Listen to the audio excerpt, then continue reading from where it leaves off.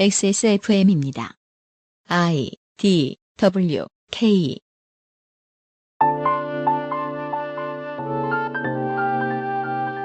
극단적 빈곤과 차별에 처한 이들이 오늘도 IS에 가담하고 있고 그들의 근거지 주변에 있던 원주민들은 러시아와 프랑스의 폭격에 목숨을 잃고 있으며 그 수는 헤아리기도 어렵고 서방에서는 헤아려 주지도 않습니다.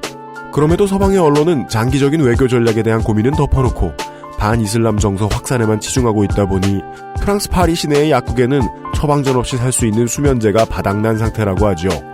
전 세계 시민들을 공포에 떨게 하면 누가 무엇을 얻어갈까요? 2015년 넷째 주 첫 번째 그것은 알기 싫다가 드리는 질문입니다.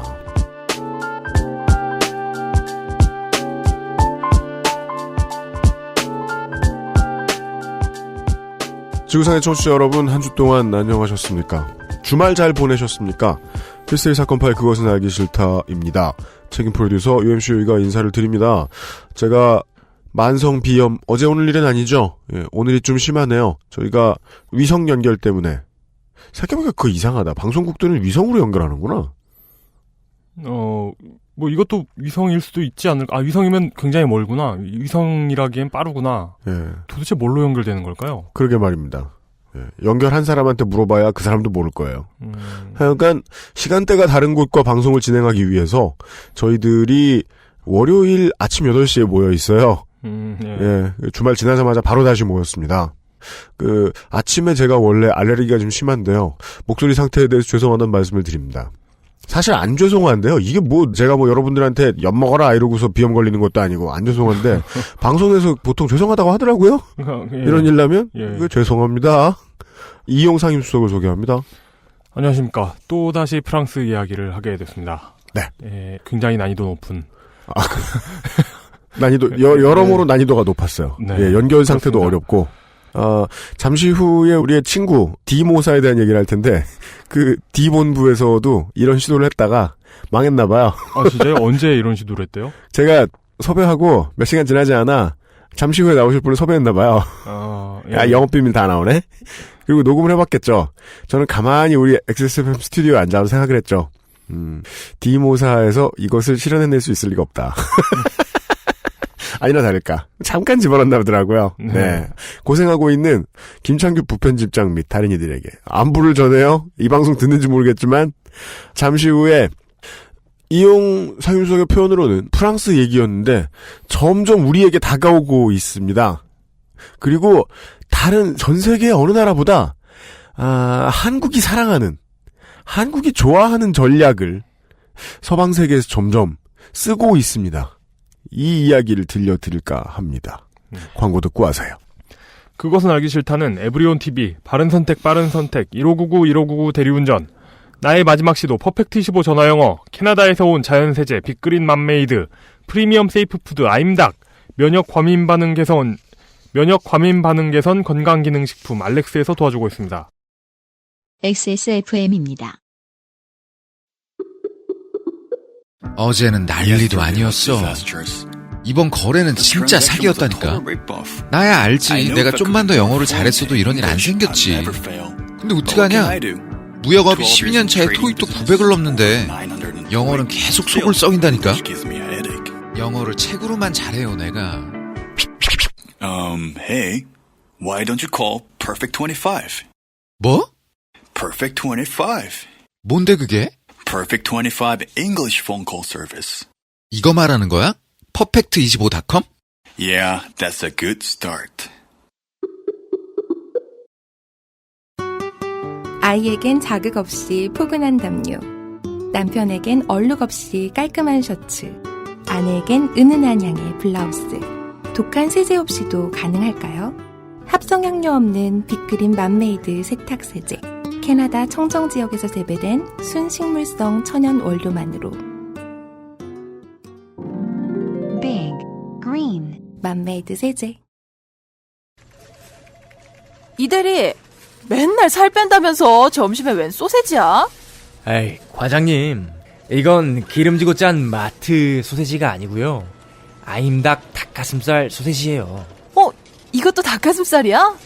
한 입에 먹기 편하게 생겼네? 아이 참, 과장님, 아임닭 큐브잖아요. 국내산 현미가 들어가서 정말 부드럽고 다이어트에 딱이라고요. 질리지도 않고 먹기도 간편해서 요즘 다이어트하는 사람들은 다 이거 먹어요. 닭가슴살을 가장 맛있고 간편하게 먹는 법, 프리미엄 세이프 푸드 아임닭. 광고에 CF 출연자가 직접 출연하는 최초의 사례가 되네요, 오늘이. 아, 그런가요? 아, 예. 거의 뭐 무한도전급이네요. 네. 네. 이제 프랑스 얘기로 넘어가기 전에 트윗을 2개만 소개해드리겠습니다. 지난 회 주말 시간에 우리 해외에서 국내 문제를 촬영하러 오셨던 시청광장 환타의 이야기를 듣고 많은 분들이 이야기를 남겨주셨는데 그중에 트윗 몇 가지만 좀 소개를 해드리죠. 헤이 언더바 스컬리님이 메시지성의 차원에서 집회의 성격을 재고해야 한다는 게 환타옹의 논평이신 듯 공성전 말고 뭔가 메시지 그 자체가 매체를 타고 외신에도 흘러나갈 수 있도록 하는 보여주기가 가능해야 할 텐데 우산처럼 상징적 아이템 같은 거요. 여기서 우산이란 홍콩의 혁명의 깃발을 말씀하시는 거겠죠. 노란 우산. 이런 말씀을 해주셨어요. 뒤에 칸2164님이 재기발랄하고 효과적인 메시지 전달 방법을 찾다 보면 갈수록 자극적인 기획이 필요할 것 같습니다. 그럼 언젠가 제1기획의 시위 컨셉을 의뢰하는 날도 올까요? 하셨는데요. 좋네요. 헤이 언더바 스컬리님이 외신 걱정해 주셨는데 외신엔 나가요. 어차피 나가요. 근데 이제 이것 역시 좀 묘한 측면이 있죠. 이 진압 방법이 하도 불법적이다 보니까 그 문제에 대해서 외신이 자세히 소개해요. 그리고 사람들이 왜 모여들었는가에 대해서는 짧게 소개해요. 예, 네. 그렇더라고요. 어찌 보면 우리는 외신에게도 실패한 거죠. 이분의 말씀이 이제 반 맞고 반 틀리다 이렇게 볼 수 있는데 제1기획의 시위 컨셉을 의뢰해야겠느냐 이렇게 말씀을 해주셨는데 제가 이제는 10년 전에나 신선하고 지금은 해묵은 담론에 대해서 이야기를 하는 거죠. 전체 시민이 그 주체인 집단은 제1기획보다 창의적일 수밖에 없지 않나. 그래요? 저는 그렇게 생각해요. 그러니까 시위의 개념을 모여서 어떻게 할까, 뭐 시청에서 어떻게 할까, 이게 하나하나 범위를 늘린단 말이에요. 네. 많은 분들이 의견을 주세요. 시청에서 어떻게 할까를 막 얘기하다가 네. 시청 밖으로 나가자를 얘기하다가 이제 범위가 넓어져요. 뭐 홍대로 나가자, 사람들 많은 데로 나가자, 뭐 노원으로 나가자. 요즘 뭐 핫한 데 뭐 있습니까? 홍대 옆에 뭐죠? 몰라요. 뭐 저 찌그러지는 동네. 신촌? 요새 한참 젠트리피케이션이 이루어지고 있는 데 있잖아요. 신촌 넘어서. 모르겠다. 몰라요, 그 동네를. 연희동인가? 뭐, 어디, 예. 그쪽 동네. 혹은 공장지대에 요즘 이렇게 공연장 만들고 그런데, 문래동. 예. 뭐 그런 데로, 사람들이 많이 모이는 데로 나가자. 오프라인의 범위를 넓히다가, 보면 결국은 제가 집중하고 있는 그 사실과 만나지 않을까 생각해요. 시위는 오프라인에서만 하는 게 아닙니다. 그 포인트 말이죠. 최근에 시민들이, 대한민국의 사람들이 마구 단체로 소리내서 떠들어서, 이게 시위죠? 시위해서 세상에 가장 크게 내놓은 의제가 수저계급론이죠? 네. 그럴 수 있겠네요. 예. 저는 이거 시위의 결과라고 생각합니다. 거기에서 시작을 하면은요, 일베도 온라인에서 뭐 극우 활동, 백색 뭐 이런 거 하려고 하는 아이들도 결코 얘네들이 진보적인 담론에서 벗어날 수 없다는 걸 알게 돼요.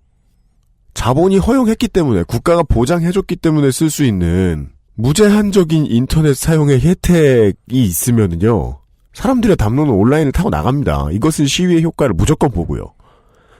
저는 그렇게 생각해요. 모여서 싸우는 것의 개념이 훨씬 더 자유로웠으면 좋겠다. 근데 그걸 그렇게 생각할 필요도 없어요. 사람들은 목소리를 효과적으로 어느 순간 계속 내게 돼 있다. 그거만 알고 있어도 좋을 것 같아요. 네. 그러면 좋은 전략은 뭐 우후죽순 나오지 않겠느냐. 백화점방 되지 이미 되고 있지 않겠느냐. 그곳을 쳐다보기만 해주면 되지 않겠느냐. 그런 생각이 들어요. 네. 이런 얘기는 이제 듣고 계시는 시민 여러분들보다 이번 주에 광고 어떻게 나오나 조마조마하게 듣고 있는 민주노총 선전부장님한테 전해드려야겠어요. 이 얘기는.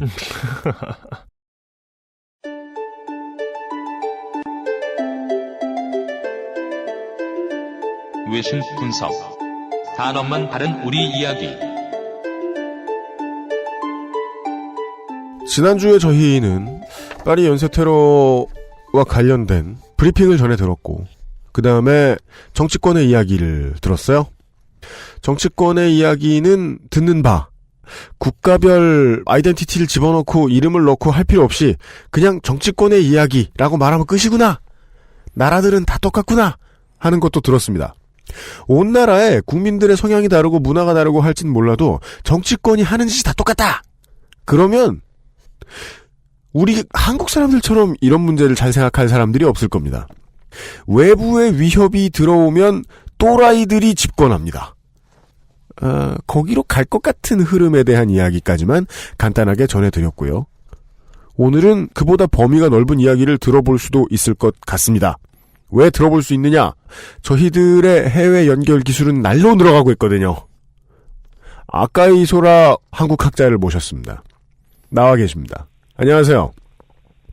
네, 안녕하세요. 아까이 소라입니다. 안녕하십니까. 네. 이 방송일에 최적화된 분이 아니기 때문에 즉 대중을 만나고 이런 일도 그다지 익숙치 않은 분이기 때문에 상당히 의기소침, 스트레스를 많이 받고 계세요. 무리하게 댓글 내는 사람들 때문에. 예. 제가 지난주에 워워워 컴다운 말리느라 한참 걸렸어요. 한 주 동안 바쁘셨죠? 계속 원고 막 쓰시고. 네. 이제는 너무 피로도가 쌓여가지고요. 네. 그래도 맡은 바는 해야죠. 피로도라는 건 관련 기사들을 이렇게 보거나 이러면서 느껴지는 어떤 구체적인 피로 외에도? 네, 그렇죠. 감정이입이 되는 부분들도 있고 네네. 기사들이 대부분 다 이쪽으로만 초점이 맞춰져 있다 보니까 어딜 가도 기분 전환을 할 수 있는 여유가 없어지더라고요. 그러니까 지금 제가 방송도 준비하고 있지만 또 세미나도 있고 그래가지고 사실은 마음의 여유가 없는데 거기에다가 보게 되는 것은 다들 이런 공포심을 심어주는 그런 정보들. 한국학 세미나요? 네, 세미나는 네, 한국학 세미나입니다. 그럼 자기 업무도 보셔야 되는데 네. 완전히 신나게 즐길 줄 아는 매니아들이 보는 공포 영화 보고 난 후에 느낌하고 작품이 이랬구나 하고 작품평하고 이럴 수 있는 여유 있는 사람들 말고 어쩌다가 애인 손 붙들고 극장에 갔다가 공포 영화 본 사람하고 반응이 달라요. 잠을 못 자잖아요. 그렇죠. 지금 프랑스가 그런 것 같긴 하더라고요. 근데 그걸 또 전달해 주시느라 엄청 자세히 보고 계실 테니까. 이제 이거 방송 끝나고 나면 좀 이제 거리를 둘 생각이에요. 네네. 그러니까는 그런 일들이 생기더라고요. 이제 파리 지하철 같은 경우는 한국의 지하철이랑 되게 많이 다르거든요. 연착이라던가 갑자기 중간에 선다던가 그런 게 되게 많아요. 거의 일상인데 네네. 이번에 이 사건 있고 나서는 제가 개인적으로 느끼는 게 그래요. 그러니까 갑자기 지하철이 그 선로가 아닌 데서 딱 이렇게 서요. 그러면 이게 무슨 일이 아닐 거라는 걸 아는데도 불구하고 이렇게 긴장감이 올라오더라고요. 그러니까 약간의 공황이라고도 말씀드렸고 어떤 매체에서는 집단 히스테리다라고도 얘기하고 그러니까 그게 저만의 반응은 아닌 거죠. 네. 아니 서울시에 사는 사람들도 일부 스스로 목숨을 버리는 그러니까 한국은 어차피 자살 국가니까 그런 사고 있고 안전사고 간단한 거 어쩌다 생기고 이러는 서울시에 사는 저 같은 사람들도 지하철 좀 늦게 오고 겁먹는데 테러가 있고 얼마 안 된 데서는 오죽하겠습니까? 새누리당도 테러 방지 법안 해가지고 감청 관련 법안 추진하고 있는 거 보면은 새누리당 의원들도 겁먹은 것 같습니다. 네. 한국은 제일 똑똑하다니까요. 그 문제에서는. 네. 늘 실전 연습하고 있잖아요. 아까 소라님 지난주에 비해서 달라진 것들에 대한 간단한 브리핑을 알려주셨는데 그 얘기부터 하고 넘어가죠. 지난 방송을 녹음했던 게 수요일이었잖아요. 네. 그리고 여기 프랑스 시간으로는 아침 아마 7시 정도부터 UMC님이랑 같이 이야기를 했던 것 같은데 네. 그 당시에 테러 용의자하고 경찰 특공대 사이에 대치가 있었다라는 소식을 알려드렸잖아요. 네, 그리고 이제 진압 후 사망 이런 소식까지 들려왔었어요. 그렇죠. 그때 이제 사망자 신원이 다 밝혀지지 않았었는데 며칠 후에 사망자 중에 그 파리지 연쇄 테러 사건의 브레인으로 알려진, 그러니까 주모자로 알려진 압델하미드 아바우드가 사망했다고 밝혀졌습니다. 네. 그런데 여기서 더 이제 충격적이었던 사실은 이번에 체포됐거나 이제 체포 과정에서 사망한 테러리스트들이 그 다음 날, 그러니까 저희 방송이 나간 날이죠. 그러니까 파리 서쪽에 있는 라데팡스 지역을 공격할 계획이었다고 해요. 아, 추가 공격을 계획하고 있었다는 말씀이시죠? 네, 그런 거죠. 라데팡스가 왜 파리에 샹젤리제가 있고 개선문이 약간 이제 서쪽에 있거든요. 네. 거기서 대로를 따라서 쭉 서쪽으로 가면 개선문을 돈따서 만든 곳이 있어요. 네네네. 거기가 라데팡스고 프랑스 금융권이 모여있는 지역이에요. 아, 예. 그리고 파리 같은 경우는 이제 세계 유산으로 지정이 돼 있다 보니까 그 풍경을 유지하기 위해서 고층 건물이 거의 없거든요. 근데 여기는 애초에 비즈니스 센터를 계획하고 조성된 곳이라서 고층 건물도 집중적으로 들어서 있는 지역이에요. 18만 명 정도가 출퇴근을 하는 곳이기도 하고 그 근교에 한 2만여 명 정도의 주민이 살고 있는 거주 지역이기도 합니다. 거기서도 쇼핑센터를 노렸다고 하는데요. 이 쇼핑센터도 규모가 상당히 커요. 뭐 극장도 있고 매장만 해도 한 230개 이상이 입점해 있는, 그러니까 말 그대로 대규모 쇼핑센터거든요. 그러니까 알려주신 대로면은 유니클로, 자라, H&M이 있다는데 네. 한국의 쇼핑몰에서 이 세 군데 모여 있으면 아비규환이죠. 안 그래도. 그쵸. 그러니까 그 내부 주차장에만 6,500대의 차를 주차시킬 공간이 있다고 해요. 그러니까 그 규모가 짐작이 되시나요? 대형마트 몇 배구나. 그리고 샤를드골 공항도 이제 공격을 하려고 했었다고 합니다. 예. 이 샤를드골 공항 공격 같은 경우는 샬라 압데슬람이라고 혹시 기억하실지 모르겠는데 파리 시내 자살 테러했던 그 사인 압데슬람의 형제고 지금 수배 중인 그 인물이 파리 18구에 버리고 온 자동차에 메모가 하나 있었어요. 네. 호아시 산마탄 레publique 이렇게 세 곳이 적혀 있는 쪽지가 발견이 됐는데 세 곳의 지명이군요. 네, 그렇게 지금 읽히고 있어요. 왜냐하면 호아시 같은 경우는 샤를드골 공항을 뜻하고요. 아, 네. 화시. 네. 화시. 호아시, 네. 그리고 레피블릭 같은 경우는 레피블리크 지역이었잖아요. 네네. 지난주에 얘기했죠. 그 쌍막당 같은 경우는 19, 11구 그쪽에 있는 그 까날 쌍막당이라는 데가 있거든요. 네. 거기도 거의 이제 레피블리크 지역이랑의 연장이라고 해야 되나? 약간 홍대 같은 분위기인데. 네. 그래서 여기가 다음 테러 장소였을 수 있다라는 추측을 하고 있습니다. 프렉시라는 것이 샤를드골 공항을 뜻하니까. 네. 네네네. 그리고 거기를 이제 공격을 하려고 했었던 계획이 있었다고 밝혀졌으니까. 네. 그 정도가 지금 이제 사건 조사 업데이트고요. 네. 그리고 사건 이후에 바로 직후에 올랑드 대통령이 국가 비상사태를 선포를 했죠. 예, 그렇죠. 그리고 저번 주 월요일에 베르사유에 있었던 상하원 합동회의에서 비상사태를 3개월 동안 연장하겠으니 동의해달라라고 요청을 했었고요. 네네. 11월 19일, 그러니까 목요일 날 프랑스 하원회의가 국가 비상사태 3개월 연장에 찬성을 합니다. 여기서 찬성표가 551표, 반대 6표, 기권 1표가 나왔습니다. 아이고. 그러니까 이제 압도적으로 찬성표가 나온 거죠. 이 와중에 반대를 한 사람은 또 누굴까요? 여기 써있네요. 반대표 던진 6명 중에 3명이 사회당. 네. 그리고 나머지 3명은 녹색당이었습니다. 이게 가만히 있어보자. 551표, 6표, 1표. 이거 뭐 비슷한 거 통일주체 국민회의에서 보던 그런. 야, 근데 참 훌륭하네요. 만약에 우리나라가 이런 상황이었다면 제 아무리 뭐 예를 들어 대한민국 공산당 이런 게 있다고 치죠. 네. 여기 반대표 던질 수 있겠습니까? 한국에서? 아, 반대표가 있는 게 그나마 다행이다. 네, 대단한 거죠. 뭐 다행이라기에는 너무 적은데 네. 이 사람들이 참 대단하게 느껴집니다. 그러니까 저는 원래 이거보다 더 대단했다가 이거밖에 안 남은 걸 거라고 생각이 들어서요. 네. 그럴 수 있죠. 별로 대단할 것도 없는 게 상원으로 이제 넘어가면 상원회의에서는 반대가 한 표도 없었어요.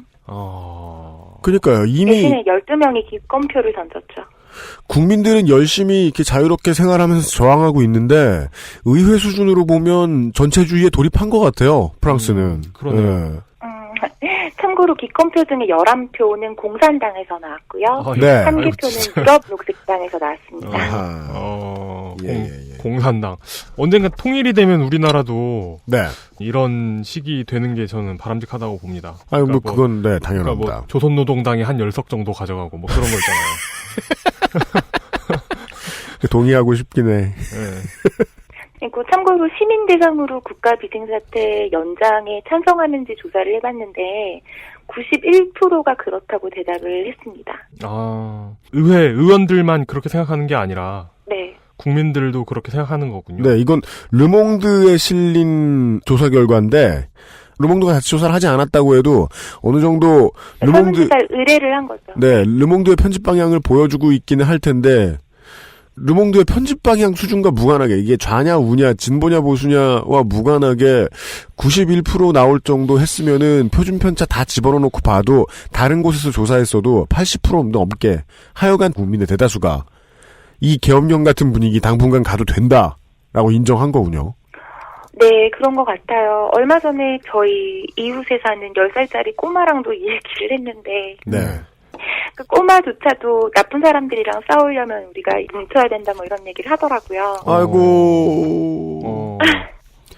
이승복 어린이 얘기 실리겠네 교과서에. 네, 어떻든 그렇습니다. 그러니까 지금껏, 그러니까 테러 이전까지 올랑드 정부가 정책을 내기만 하면 사회당을 동정하는 사람들만 찬성표를 던지고 우파 쪽에서는 엄청난 비판이 쏟아지던 거랑은 사실은 지금 전혀 상반된 모습을 보여주고 있는 거죠. 그리고 이번 이 사건으로 인해서 올랑드의 지지율은 7포인트 오른 27%로 집계됐습니다. 진짜 사람들이 싫어하는군요, 그 사람을. 올랑드가 뭘 잘못했다고 박근혜 지지율보다 낮아? 그러게 말이에요. 그러니까 올랑드 하면 가장 먼저 떠올리는 건 이전에 스캔들 기억하시죠? 네. 그 정도가 돼버렸어요. 그냥 동네 비호감이군요. 그렇죠. 그러니까 보통 프랑스 국민들 같은 경우는 대통령에게 일종의 그 카리스마 넘치는 모습을 기대해요. 아, 이 촌스러운 게 한국이랑 똑같구나, 이게. 뭐 카리스마 어워주고, 예. 샤르드고를 생각하시면 되는데, 네. 근데 사르코지 같은 경우는 이혼하고 까를라 브리니랑 결혼을 했지만 그 과정이 뭔가 공개되거나 추잡스러워지거나 그러지 않았잖아요. 근데 올랑드는 줄리 가이라고 하는 여배우랑 스캔들이 터지면서 클로저라고 하는 연예 잡지에 실려가지고 이렇게 빵 터졌잖아요. 그러니까 그걸 격이 떨어진 디스펙트에 터졌구나. 디스패치에. 디스펙트는 뭡니까? 아, 디스펙트. 리스펙트의 다른 형태가? 한국 일본가에서 운영하는 디스패치 짭 있어요. 무슨 더 팩트인가. 예. 헷갈렸다. 그러니까 언론이 이 정도 사람들에게 공포를 심어주고 의회는 전체주의인 것처럼 돌아가고 있고 그래서 국민들이 계엄 비슷한 것, 그러니까 지금 세대 프랑스 시민들이 한국 시민들처럼 막 계엄을 경험해보고 이런 사람들 없을 거 아니야. 실제로 어떻게 돌아가는지 모르고 추인해준 것도 있을 거 아니에요, 국민들이. 그런 분위기면은 경찰이나 군이 개인의 자유를 속박하는 것도 되게 편해졌겠네요, 지금. 우선은 지금 일반 시민에 대한 직접적으로 자유를 속박하는 것은 목격이 되는 건 아니고요. 네. 집회를 금지하고 있다라는 게 사실은 지금은 상당히 크죠. 네. 그러니까 집회 금지가 11월 30일까지로 연장이 됐거든요. 그리고 이 S파일에 등록된 사람들에 대한 특별감시에 대해서도 그 사람들에 대한 집중적인 감시가 이루어지고 있는 거죠. 그러니까 지금 현재 S파일에 등록되어 있는 사람은 11,500명인데 그중에 최소 118명이 하루에 3번은 살고 있는 지역에 있는 경찰서에 출석을 해가지고 봐라 나 뻘짓 안 한다 이러고 보여줘야 되는 상황이 됐어요. 하루에 3번? 네네. 무슨 메카에 절할 때마다 경찰서 가야 되는. 자신의 무죄를 입증해야 하는 그러니까 경찰서에 그쵸. 등록을 해서 그리고 이제 비상사태가 연장이 됐으니까 필요하다고 여겨지는 경우에는 아마 S파일에 등록되어 있는 사람들한테 실제로 전자팔찌를 채우게 될 수도 있게 됐어요. 네. 다만 언론에 대한 통제는 없을 거고요. 몇몇 인터넷 사이트 같은 경우는 예를 들어 뭐 테러를 찬양한다던가 이런 식으로 해서 위험하다고 여겨지는 경우는 폐쇄가 된다던가 아니면 접속이 금지될 수 있고요. 그리고 청소년 이슬람 급진주의자들에 대한 감화 교육을 하는 그런 특별 기관이 만들어질 것으로 보입니다. 또한 이미 테러 조직에 합류한 프랑스 국적의 지하디스트들은 더 이상 프랑스 영토에 돌아올 수 없게 되었습니다. 이거는 뭐 원래부터 관리하고 있었을 텐데 지금은 더 관리를 심하게 할 테니까 완벽히 막았다, 안심해라 정도의 느낌이 들고, 그 다음에 네. 해외 용토를 포함한 프랑스령에 들어올 수 없다는 얘기군요. 그렇죠. 지금 비상사태가 유럽에 있는 프랑스령뿐만 아니라 말씀하신 해외 용토에도 발동이 된 상태거든요. 네네네. 그리고 인터넷 사이트 일부를 차단할 수도 있다라고 들었는데 이 얘기는 달리 말해 한국은 평시가 계엄이다. 나를 깨닫게 해주는 정도밖에 없는데 그렇게 따지면 그런 생각도 들죠. 한국 얘기를 좀 하면 한국에 요새 가장 빠르게 성장하고 있는 대기업 카카오가 최근에 가장 걸림돌이 되고 있는 것이 사람들에게 카카오톡의 메시지 주고받은 것을 검찰에 제출할 수 있게 된 상태다라는 걸 사람들이 알게 됐다는 건데, 이게 이제 이번 정부 혹은 지난 정부부터 계속 그러고 있었던 것 같아요. 이렇게 얘기해보죠. 프랑스가 한국하고 매우 닮아가고 있는 것 같은데 그중에 인터넷 활동 감시까지 들어간 모양이다. 맞습니다. 그러니까 프랑스에서는 사실 이 관련법은 2015년 6월 24일 날 통과를 했어요. 네. 근데 이게 적용이 되려면 아직 거쳐야 되는 절차가 남아있긴 한데, 비상사태도 발동이 돼 있고 연장됐고 현재 상황이 이런 식으로만 돌아간다면 아마도 곧 인터넷이라던가 핸드폰으로 주고받는 메시지가 감시당하는 상황에 처하게 될 거라는 예측이 충분히 가능하죠. 그리고 그냥 메시지뿐만 아니라 인터넷상의 뭐 클라우드라던가 뭐 이런 식으로 해서 대용량 저장 매체들이 있잖아요. 클라우드를 대상이 왜요? 아니 클라우드는 정말 인생이거든요. 네. 네. 그것도 대상이 될 수 있고 블랙박스 블랙박스 역시 그 대상의 하나가 될 거라고 합니다. 블랙박스를 그러면 이렇게 뭐 수색하는 거예요? 그 안에 있는 내용 같은 걸?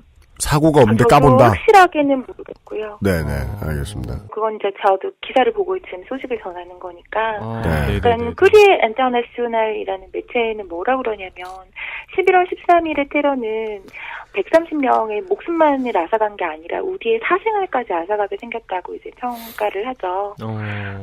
와, 그러는 언론이 있다니 다행이네요. 네. 그런 언론이 지금 속속들이 더 많이 생기고 있습니다. 그나마 다행스러운 얘기네요. 또 정부에서는 그 19일 목요일부로 경찰들이 국가 비상사태 기간 동안에 임무 외의 시간에도 무기를 지니고 있을 수 있도록 허가를 내줬어요. 미국화. 네. 그러니까 조건이 있는데요. 그러니까 경찰임을 확인할 수 있도록 경찰 완장을 차고 있을 것. 그리고 규칙에 어긋나는 사격을 최소화할 것. 이런 정도의 조건입니다. 규칙에 어긋나는 사격을 하지 말 것이 아니네요. 최소화할 것인 거죠. 네. 2발 쏠 거 1발만 쏴라. 그니까. 네. 여기에 대해서 사회당의 전직 내무부 장관 다니엘 바이앙은 너무 잘하려고 하는 마음은 충분히 이해되지만 이런 조치들은 오히려 경찰에게 해가 된다라면서 경찰들도 임무 중이 아닐 때는 피곤하니까 쉬어야 되고 많은 스트레스에 시달리고 있어서 이미 경찰 내 자살률도 그리 낮지 않은 상태임을 고려할 필요가 있다라고 부정적인 시각을 드러냈죠. 확실히 우리나라는 물론이고 미국보다 나은 지점인 것 같습니다. 이런 의견이 나오는 게. 아까 이 소장님 개인적으로 이렇게 뭐 밥 먹고 뭐 이런 때에도 프랑스 아주 지긋지긋하다고 저기도 사람 사는 데고 되게 짜증난다 이렇게 말씀 많이 하시는데 이번 일들을 통해서 역설적으로 생각보다 꽤 괜찮다 그동안 한국이나 미국보다 완전 괜찮았나 보다 그런 생각 저희는 들고 있어요. 네. 근데 그게 지금 다 없어지고 있는 것 같다. 글쎄요. 일단은 보시죠. 예. 의견이 달라요 지금. 네. 아직 끝이 아니라서요. 프랑스 정부가 하려고 하는 것이. 네. 그 프랑스의 행정법원인 참사원은 20일 금요일 날 테러리즘에 가담한 이들 중에서 이중 국적을 지닌 이들의 프랑스 국적을 박탈해버렸어요. 그러니까 모두가 아니라 이제 여기에 세당하는 사람은 5명인데요. 네. 그러니까 이전에 테러리즘과 관련한 범죄를 저질렀던 사람들이고 프랑스 국적을 가지고 있기 때문에 프랑스에서 어쨌든 프랑스인으로 살았는데 이들은 더 이상은 프랑스인으로 살 수 없게 된 거죠. 그러니까 외국인으로서 살아야 하게 돼버린 거죠. 법원이라는 곳이 특성상 이런 결정을 내리는데 빠른 움직임을 보여줄 수가 없는 조직인데 이렇게 빠르게 뭔가를 했다는 거는 대외적인 메시지를 뭔가 천명하고자 하는 의지가 강해 보이네요. 어차피 이렇게 되었어야 할 일이었을 것 같긴 하지만. 네, 알겠습니다. 본보기가 되었다. 그리고 저희 방송 녹음했던 수요일 날 예. 정부에서는 집회를 허가하지 않겠다. 그러니까 11월 29일과 12월 12일에 예고된 집회를 허가하지 않겠다는 결론을 내렸습니다. 네. 이 집회가 어떤 거냐면 21차 유엔 기후 변화 협약 당사국 총회가 있잖아요. 곧 파리에서. 네네네.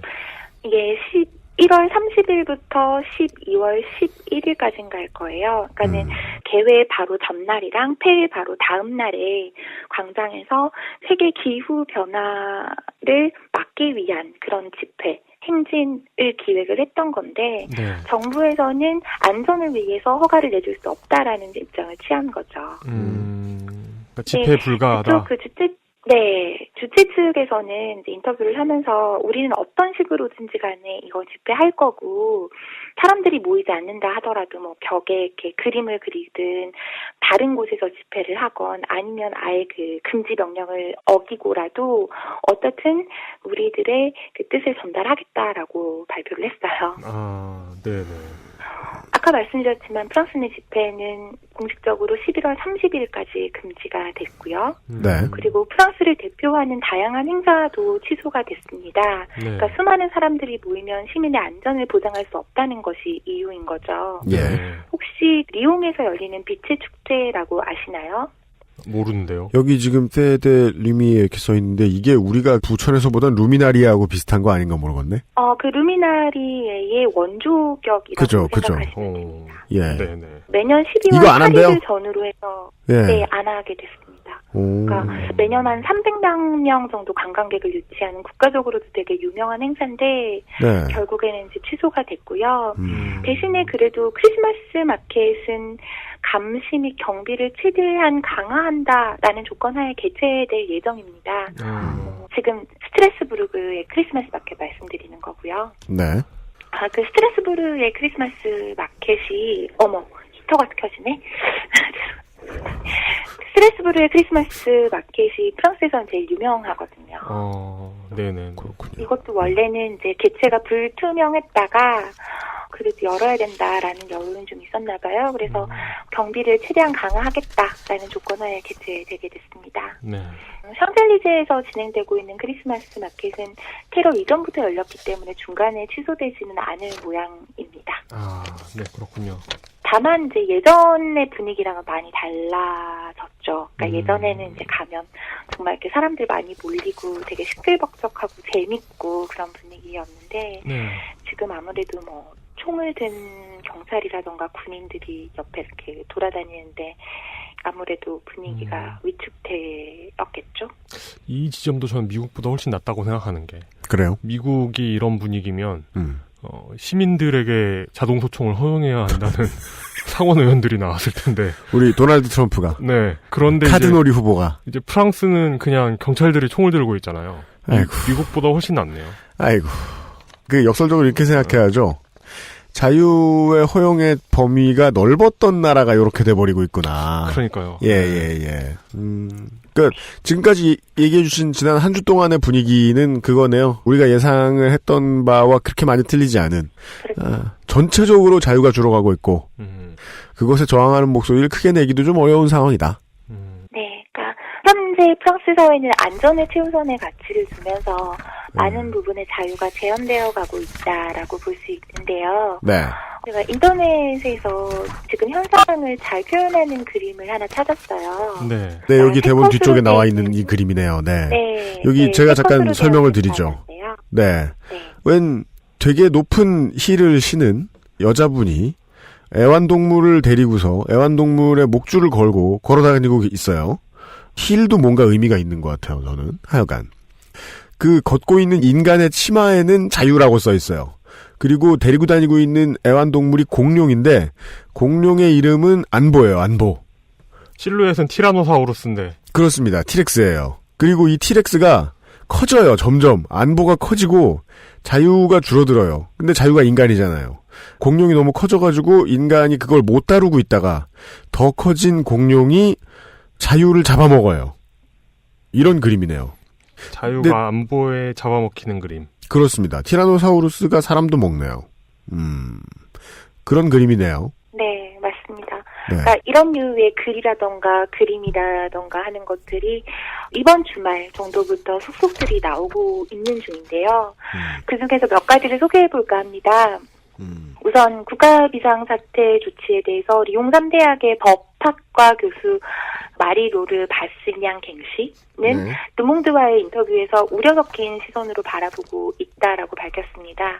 그러니까 지금 정부가 취하고 있는 일련의 조치들과 정책들이 해석에 따라서 프랑스 사회에 보다 심각한 결과를 초래할 수 있다고 경고하는 것인데요. 이런 조치가 역진이 불가하다는 거? 예전으로 돌아갈 수가 없다는 게 참 문제입니다. 아, 그렇군요. 이게 사람과 사람들이 사는 사회를 바꿔버리니까. 그러니까요. 예. 네. 그런 것도 그렇고, 그러니까 텍스트의 문제가 아니라 사람의 문제라는 거죠. 그러죠. 그러니까 사람이 어떻게 해석하느냐에 따라서 어느 만큼 적용할 수 있는지도 사실 지금 보장이 되어 있지 않다라는 건데요. 이 교수는 이번에 개헌의 논의 역시도 법적 효과라기보다는 정치적인 효과를 노린 것으로 봅니다. 또한 1990년부터 이번 테러 사건까지 테러를 벌인 이가 30명이 채 되지 않는데요. 근데 고작 30명 때문에 헌법까지 고친다는 것은 말이 되지 않는다고 이야기합니다. 이 부분은 지난 방송에서 르몽드가 올랑드 정부가 내놓는 대책에 회의적인 입장을 보이고 있다고 말씀드렸는데 그 지점이랑 일치하거든요. 또 갱시 교수는 올랑드 정부가 현 상황을 전시로 보는 것도 사실은 적법하지 않다라고 이야기를 해요. 그러니까 지금 전쟁이라는 건 국가 사이에서 일어나는 것이잖아요. 근데 IS는 국가가 아니라 범죄 집단이기 때문에 이것을 전쟁으로 보는 것은 말이 안 된다라는 거죠. 그러니까 프랑스가 올랑드 덕분에 IS를 최초로 승인한 국가가 됐다. 아, IS를 국가로 최초로 승인한 국가가 됐다. 돼 버렸다. 뭐 그런 비슷한 느낌이 되는 거죠. 국가 간의 승부가 아닌데 이것은 어찌 보면 공화정 국가에게는 진압이라고 해야 될까요? 수사라고 해야 될까요? 그 정도 표현을 써야 될까? 예. 테러죠, 테러 그냥. 테러를 진압하는 일을 하기 위해 헌법을 바꾼다는 건 정치인들이 30명 정도가 발응하여 사람들을, 시민들을 죽이기를 기다리고 있었다는 듯이 움직이는 것은 아니냐라는 지적일 수 있겠네요. 그리고 하원의회에서 그 국가 비상사태 연장에 있어서 투표를 했을 때 6명이 반대표를 던졌다고 말씀드렸잖아요. 네네. 그 중에 한 명인 사회당의 뿌리아 아피르 샤히는 안전이라는 가치가 자유보다 더 우선되어야 한다고 하는 이들이 한 목소리를 내고 있습니다. 안전과 자유라는 두 가치의 충돌은 1789년, 그러니까 프랑스 대혁명이죠. 그 이래 계속 있어왔던 오래된 논쟁거리입니다. 역사적으로 많은 이들이 민주주의의 승리는 민주주의 안에서만 가능하다는 것을 증명해왔습니다. 권리나 자유를 잘라낸다면 민주주의는 승리하지 못합니다. 오늘 프랑스에서 일어나는 일은 법에 반하는 심각한 모순이자 자가당착입니다라고 말을 합니다. 코리아 인터내셔널이 하는 말이 되게 많은 걸 상징해 주는 것 같긴 하네요. 테러가 129명의 목숨만 앗아간 게 아니라 사람들의 사생활을 다 뺏어가게 생겼다. 그리고 미국의 철학자 주디스 버틀러는 이미 적으로부터 공격당한 프랑스의 자유가 정부로부터도 침해당하고 있다라고 이 상황을 진단합니다. 또한 프랑스의 정치권에 대해서는 다음 선거에서는 우파 쪽에서 어떤 비전을 가지고 나올 것인가. 르펜의 국민전선이 중도가 되어버린 이 상황에서 도대체 어디 정도까지를 허용할 만한 우파적인 가치라고 보아야 할 것인가라고 이야기합니다. 국민전선이 중도다라고 하는 얘기는 좀 비아냥에 가까운데.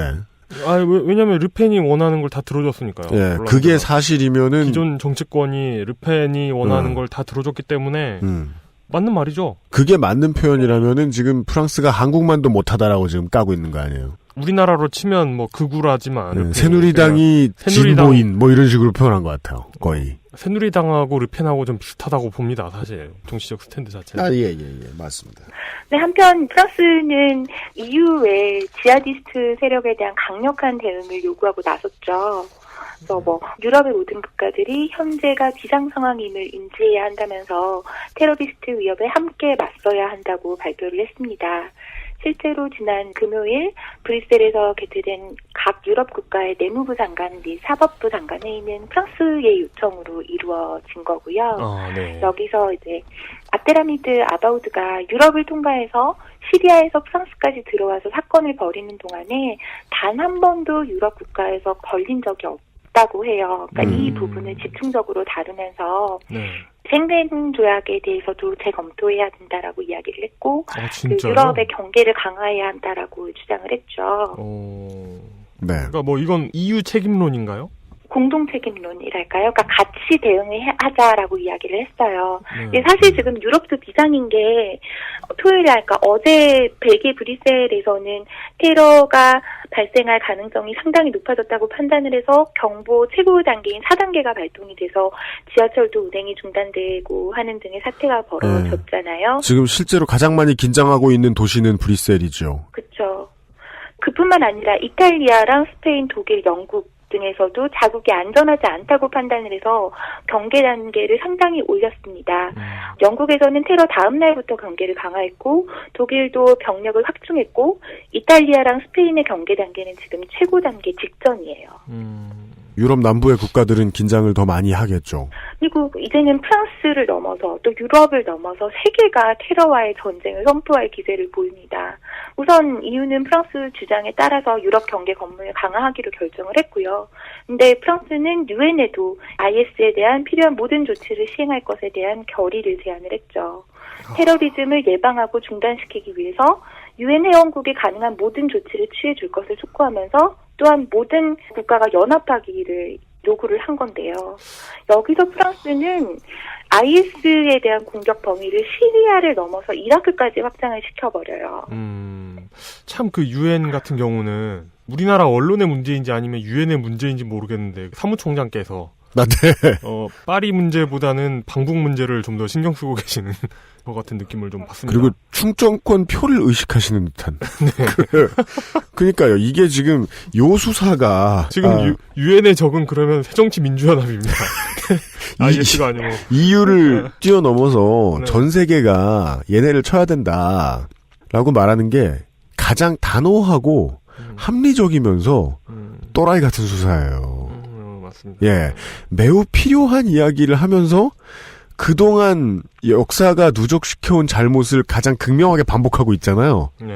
이런저런 이유를 다 대서 아랍을 말살하겠다는 식의.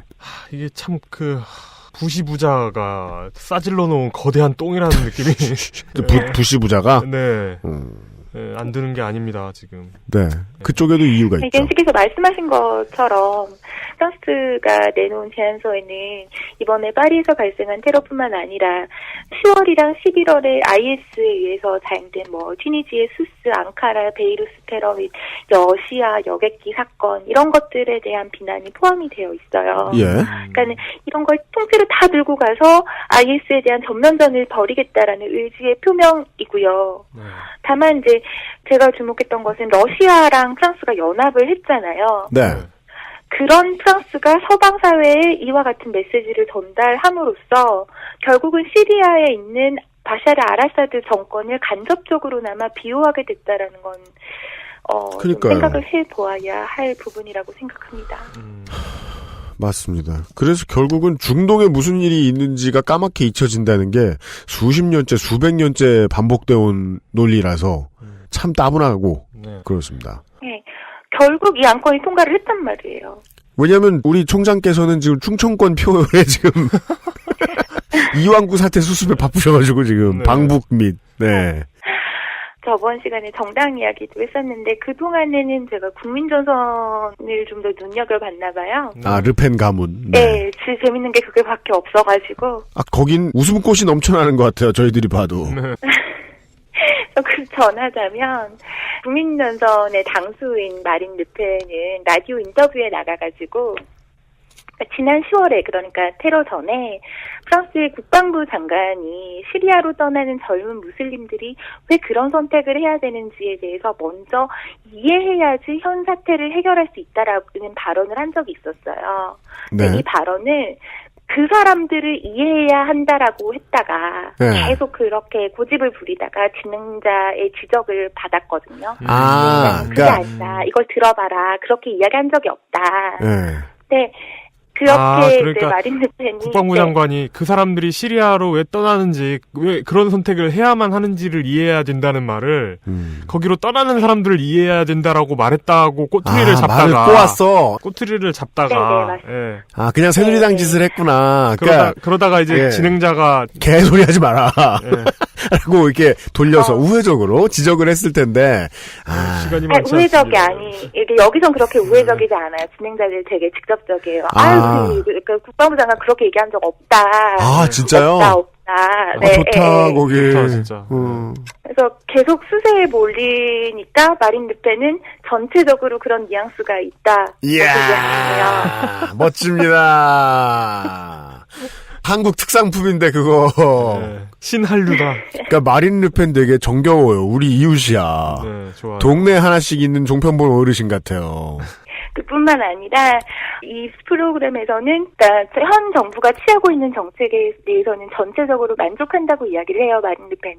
네. 그러면서 지금껏 국민전선이 요구해왔던 사항이 드디어 받아들여진 것이라면서 현 정부와 공화당이 드디어 국민전선이 바른 소리를 내고 있었음을 보여준다라는 자화자찬을 하죠. 열받는다. 지난주까지는 표정 관리한다 이런 얘기를 해주셨는데 아까 소아님께서 이번 주엔 드디어 활짝 피었군요. 아싸 다 죽인다 이러면서 신났군요. 남의 나라지만 열받는다. 그러면서 정부의 정책에는 찬성을 하지만 그 비전에는 깊이가 없다라고 이야기를 해요. 깊이는 누구에게 있느냐 이렇게 물어보고 있군요. 우리가 해야 족칠 수 있다. 그러면서 진정한 증오 누가 시작했습니까 이런 거.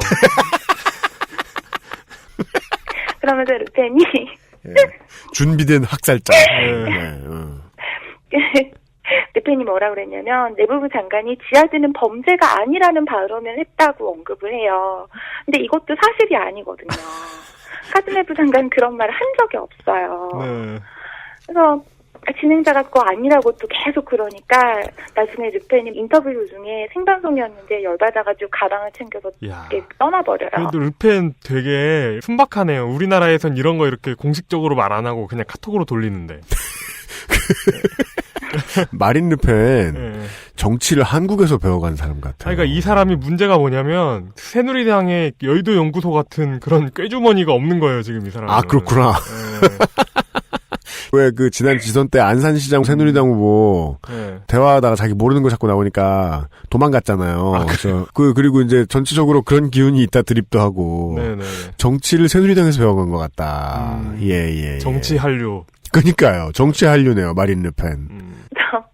한편 이게 그러니까 마린 르펜만 그런 게 아니거든요. 한편 마린 르펜의 조카이자 국민전선의 하원 의원이기도 한 마리옹 마레샬 르펜. 거기 당원은 다 집안 사람 다 르펜신가 봐. 남자친구도 있고. 그니까요. 마리옹은 극우 성향의 카톨릭 일간지 프레장이라는 게 있어요. 이제 거기서 프랑스에서 무슬림은 카톨릭과 같은 선상에 있지 않다라는 발언을 했어요. 그게 무슨 말이냐면 프랑스의 전통은 그리스 로마 문화와 카톨릭에 있으며 그렇기에 이교도인 그들이 기존의 프랑스인과 같은 대우를 받는 것 자체가 말이 안 된다라는 거예요. 우와, 이거는 한국에서 역사를 40년, 50년 되돌렸다고 박근혜 정부가 욕을 먹는데 역사를 한 500년 되돌리는 소리 아니에요? 근데 그게 문제가 아니고 이게 어떤 프랑스 위헌적인 발언 아닙니까? 아, 그렇구나. 일단 프랑스라는 공화국의 헌법에 위배되기도 하는데 프랑스의 국교는 공화국 아닌가? 이거 막 마녀 화영지라던 시대로 돌아가는 거 아니에요? 사실 프랑스의 국가 경영 원칙 중에 하나가 비종교성이라고 말씀을 드린 적이 있었는데요. 아마도 샤를리앱도 방송 때 한번 말씀드린 적이 있었는데 그 원칙에 지금 완전히 어긋나는 거죠. 그리고 프랑스의 전통은 사실은 그것뿐만이 아니잖아요. 뭐 리미에르 시대라든가 데카르트로 대표되는 이성이라고도 볼 수 있는데 그렇게 본다면 사실 어디서 이런 꼴통 같은 게 나왔는지 모르겠습니다. 네. 그러니까 이 빛의 나라에 마리옹과 르펜 같은 꼴통은 어울리지 않으니 같은 꼴통들을 데리고 떠나줬으면 하는 개인적인 바람이 있습니다. 그래서 어울리는 대로 떠나면 우리나라로 오는 수가 있기 때문에. 우리나라로 올 것 같은데? 예. 그러니까 제가 진지하게 그 프랑스에 계시는 아까 소장님한테 말씀을 드려야 하는데 그들을 이해해야 돼요. 그래서 가톨릭에서 순복음교로 개종해가지고 여의도 순복음교 이런 거. 그죠. 예. 예. 우리 조형이 한번 만져주면 네, 네. 암이 치료될 것이에요. 그렇죠. 예. 일단 공천을 받으시고. 그렇습니다. 예. 네. 예, 알겠습니다. 네. 이런 르펜에 대해서 프랑스의 주간지 롭스는 이번 비극이 국민전선과 마린 르펜에 있어서는 더할 나위 없는 기회라고 이야기를 했고요. 네. 실제로 국경 폐쇄라던가 이중 국적자에 대한 의심, 급진주의적인 이맘, 추방 등 현 정부가 취하는 정책이 국민전선의 DNA를 중심으로 돌아가고 있는 것이 사실이라고 이야기를 합니다. 키워드네요. 국민전선의 DNA. 네. 그리고 또 이 롭스는 르펜의 가장 큰 문제는 복수심에 불타는 기만이라고 평하죠. 그렇습니다. 이거 히틀러에 대한 평가 아닌가? 그 얘기 하고 싶은 거예요, 내가. 저는 요 몇 달 사이에 인류의 가장 커다란 위협이 도널드 트럼프라고 생각했었거든요. 사실 도널드 트럼프가 훨씬 큰 위협이긴 해요. 그러니까 나는 내가 WWE에서나 보던 저놈이 왜 인류의 위협이 돼버렸나 생각하고 있었는데 사실 프랑스는 진짜 솔직히 말해서 이제 변방 아닙니까? 사실. 근데 이 변방이 이 사건 때문에 세계의 중심에 섰잖아요. 마린 르펜이 얼마나 세계를 궁지에 몰아넣을 수 있는 인물이 될지 얼마나 더 뻗어나갈지 하는 공포는 생겨요. 하나만 더 말씀드릴게요. 예이? 국민전선의 질세라 공화당도 뻘소리를 했어요, 오늘. 아이고야. 그 지역선거에서 일드 프랑스 주, 그러니까 한국어 말하면 경기도지사 정도로 할까요? 그 후보로 나선 공화당의 발레리 페크레스라는 여성 정치인이 있는데요. 이 사람이 뭐라 그랬냐면 일드 프랑스? 네, 일드 프랑스. 경기도 같은 곳이다. 네. 그러니까 파리를 중심에 놓고 이렇게 쭉 꽤 큰 지역이에요. 그렇다면 뭐 거기에서 나온 후보면 김문수, 이인재. 네. 이 후보가 뭐라 그랬냐면 저번 그 파리 테러에서 범인들이 지하철을 무임승차를 했었다라는 그 영상이 나왔거든요. 그걸 근거로 네.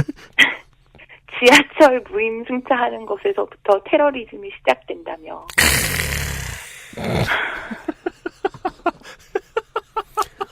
이게 자꾸 한국이랑 비춰서 얘기를 들으니까. 아니 그러면 한국에서 잠재적 테러리스트는 다 노인이야. 다 65세 이상이야. 그렇지.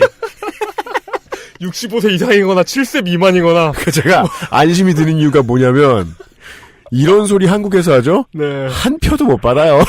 진짜. 예. 일단 노인들이 등을 돌릴 테니까. 이거 참신하다. 예. 이걸 아무리 좋게 해석을 해보려고 해도 프랑스 같은 경우는 보통 그 젊은 층들, 돈 없는 사람들이 지하철 무임승차를 하잖아요. 그래요? 그리고 이번 테러의 희생자 중에, 돈 없는 사람들, 혹은 젊은 층들. 그러니까 테러 희생자들 중에 대부분이 젊은 층이었거든요. 그 테러 희생자들 중에서도 지하철 무임승차를 했던 사람들이 꽤 있었을 거란 말이에요. 그렇죠. 그리고 무임승차 정도가 테러리즘의 시작이면 그러면 탈세하는 부자들은 테러 왕입니까? 와. 네, 아까 이소아님 정치 좋은 데서 배우셨네. 네. 참 화가 나면서 네. 앞서 이제 이야기했던 그 미국의 철학자 주디스 버틀러가 그러잖아요.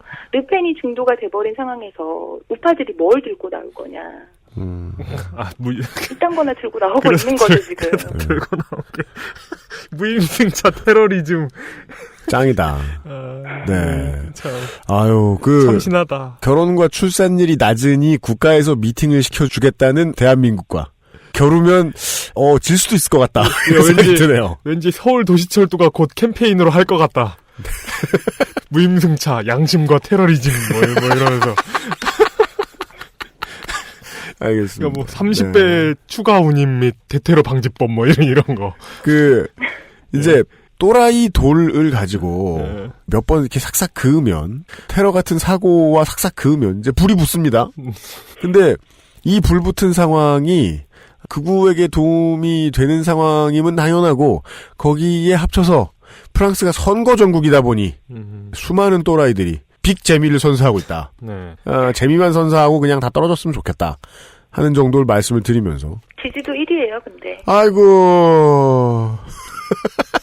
그러면은 프랑스의 어르신들은 TV를 보면서 그래 돈을 내고 타야지 지하철을 망할 놈의 시끼.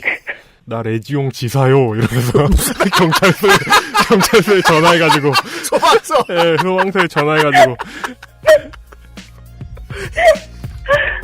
그걸 받는 사람 누구요? 예, 알겠습니다.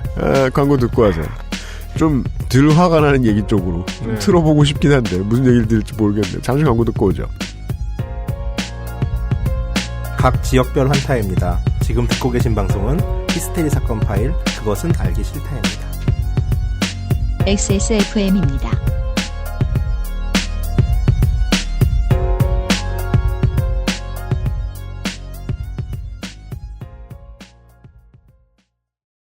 닭가슴살의 비린내와 퍽퍽함이 공포스러웠다면 프리미엄 세이프 푸드 아임닭.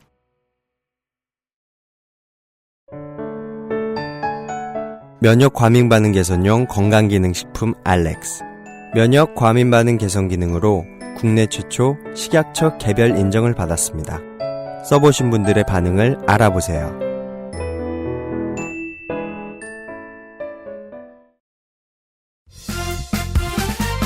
바른 선택, 바른 선택. 1599. 음주운전은 불행, 대리운전은 행복입니다. 대리운전은 1599-1599. 일드가 섬이구나. 그래요? 일이 섬이고 아일랜드 더 프랑스예요. 나 일드 프랑스의 지사인데 거기 전화 받는 거 누구요? 일드 프랑스의 지사가 전화하는데 전화를 안 받아? 그런 놈이 당선되면 어떡해. 아이고. 근데 프랑스에서 그런 일이 있었으면 어떻게 됐을까요? 그러게. 그럼 난리 나죠. 그거는 말이 안 되죠. 근데 그걸 불어든 영어든 번역만 해보면 그 어감이 전달이 안 될 것 같아요. 후아유잖아요, 그냥. 그렇구나. 일단 프랑스랑 한국의 가장 큰 차이점은 뭐냐면요. 그러니까는 한국은 서비스직이라고 그러면 되게 빌빌 기어야 되잖아요. 나쁜 말로 하면 무조건 납작 엎드려야 되는데 여기는 그런 게 아니거든요. 그러니까 내가 너에게 서비스를 제공하는 건 나의 직업이지만 친절까진 바라지 말아요. 그러니까 그래야지. 친절까진 바라지 마라. 양인들 친절은 할 수 있는 게 아니죠. 양인들의 유명한 격언이 있어요. 부상을 방지하기 위하여 나에게 내가 내 일을 어떻게 할지 알려주지 마라. 그러니까 여기서 부상을 방지한다는 건 손님이 맞기 싫으면 나더러 이래라 저래라 하지 마라. 이렇게 손님 맞을래요? 하면서 되게 이렇게 서비스는 충실히 제공하면서. 돌아왔습니다. 네. 극우 정치 세력의 원리를 이해하고 들으면 이 이야기가 참 쉽습니다. 지난주부터 그랬는데. 극우 세력은 외부와 내부에 각각 적 하나씩이 분명한 게 필요하죠. 훤히 보이시죠? 한국의 청취자 여러분. 프랑스가 지금 어떻게 돌아가는지를 이야기를 듣고 있었습니다. 파리 테러 이후에 이 소식을 전하는 많은 언론들은 지금 프랑스 사회의 반무슬림 정서를 집중적으로 보도하고 있습니다. 사실 틀린 말은 아닙니다. 이전에 샤를리 heb도 사건이 발생했었던 당시에 방송을 통해서 말씀드렸던 것처럼 프랑스에는 무슬림에 대한 차별적인 모습이 분명히 존재합니다. 비록 마리옹 마레샬 르펜이 프랑스에는 이슬람 혐오 같은 것은 없다라고 주장하고 있지만 말입니다. 이 르펜 씨군요. 네네. 그러니까는 그 친구한테는 이건 혐오가 아니라 당연한 거니까요. 일베에서 전라도 혐오 없다고 하는 거랑 똑같네요. 그죠. 그러네요. 네. 근데 문제는 그런 급진주의자가 아닌 일반 무슬림들 역시 이런 사건의 피해자가 되어버렸다는 겁니다. 그러니까 일반 무슬림들은 테러리스트의 위협과 그리고 프랑스 사회의 차가운 시선을 모두 견뎌야 하게 돼버린 거니까요. 그러니까 이번 사건의 어떻게 보면 가장 큰 피해자라고 보아야 한다고 생각합니다. 네네, 맞습니다. 테드의 마즈 조브란이라는 사람이 얘기했던 게 기억이 나네요. 네. 이란계 미국인. 이란계 미국인. 9.11 이후 얼마나 힘들게 살고 있는가. 이슬람계 미국인들이 얼마나 고통스럽게 살고 있는가를 이야기하는 코미디언이죠. 재밌더라고요. 시리아계 미국인 스티브 잡스 얘기하면서 말이죠.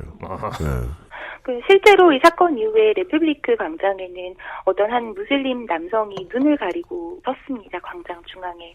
그리고 그 사람이 유명한 사건이죠. 네, 그렇죠. 나는 무슬림입니다. 그리고 사람들은 내게 테러리스트라고 합니다. 저는 여러분을 믿습니다. 여러분은 저를 믿습니까? 그렇다면 저를 안아주세요라고 적혀 있었죠. 그 장면을 보셨다면 아시겠지만 근처에 있던 파리 시민들은 이 사람에게 이 남성 다 한 번씩 안아주고 가죠. 네, 그리고 곧이어 이 사람을 따라하는 많은 무슬림들의 모습이 곳곳에서 보였습니다. 그런데요, 뭐 때문에 이들이 직접 자신들의 죄 없음을 증명하러 나서야 하기까지 했던 것일까요? 그건, 네. 프랑스의 반무슬림 정서, 또한 이들에 대한 프랑스의 차별적인 태도 때문인 거잖아요. 근데 사실 그러니까 일반적인 무슬림들이 자신이 다니는 사원이 급진주의적으로 변해간다라고 경고해주지 않았다면, 네. 프랑스 정부는 오히려 이 테러의 위험을 더 가지고 갈 수밖에 없게 됐을 거거든요. 그러니까 무슬림 시민들의 협조가 있었기 때문에, 네. 그나마 이 정도로 가름할 수 있었다. 네. 그리고 프랑스 정부는 현재 상당히 강압적으로 IS 그리고 프랑스 국민에 대한 조치를 취하고 있는데요. 근데 프랑스 사회가 무슬림에 대한 차별이라던가 반무슬림 정서를 먼저 해결하지 않는다면 제2의 제3의 파리 연쇄 테러가 일어나지 않는다고 누가 보장할 수 있겠냐는 이야기인 거죠. 그죠. 이슬람 유산 덕질기에서 우리가 누누이 이야기를 했지만 서양은 1차 대전 당시의 질서를 벗어나고 싶어 하지 않는다. 그 안에는 세계 시민으로서의 무슬림이 차별을 받지 않으면 안 되는 질서가 포함되어 있을 것이다. 그 얘기인데 그거는 뭐 몇백 년째 이러고 있으니까 사람들이 이해하려고도 안 하는 것 같고. 네. 그리고 이야기는 약간 좀 조심스럽긴 합니다만 현재 S파일에 등록되어 있는 사람들도 사람이잖아요. 그렇기 때문에 이들 역시 살아갈 권리가 있다라고 봅니다. 지금 현재 S파일로 등록되어서 파리 테러 이후에 보다 강화된 감시를 받고 있는 이들에 대한 인터뷰를 르푸앙이라는 데서 이제 진행을 했어요. 근데 아까도 말씀드렸지만 이 사람들은 하루에 3번씩 자신이 속한 지역의 경찰서에 스스로 출석을 해서 자신의 위협 없음을 증명을 해야 하는 상태인데요. 근데 이 중에서는 운수업 등에 종사하기 때문에 물리적으로 이 조치에 따르기가 쉽지 않은 상황에 있는 사람들도 있습니다. 그러니까 이 조치 때문에 생계가 직접적으로 위협을 받고 있는 사람들도 있다라는 거죠. 좀 당연한 게 하루에 3번 경찰서에 나올 수 있는 직업을 가진 사람이 경찰 말고 누가 있겠나 싶긴 하죠. 그건 또 그러네. 아니 경찰서에서 일하든가. 그러니까. 분명히 프랑스 정부는 현재 안전을 최우선의 가치로 두고 자유라는 소를 버리고 인권이라는 소를 버리고 대를 택했어요. 근데 그게 얼마나 현명할 것인지는 분명히 제가 판단할 수 있는 일은 아니지만 S파일에 있는 사람들도 사람이자 프랑스 시민이라는 거거든요. 하나 더 말씀드리자면 프랑스는 이미 감옥에 있는 죄수들의 인권도 중요하다면서 이들을 위한 법을 마련하기도 했습니다. 네. 예전에는요. 그러니까 사실 프랑스 감옥이 서구 세계에서 네. 반인권적이기로 유명하긴 했습니다. 아, 그래요? 예, 그래서 그걸 개선은 해야겠다는. 아, 그래요? 그런 법이었겠죠. 예.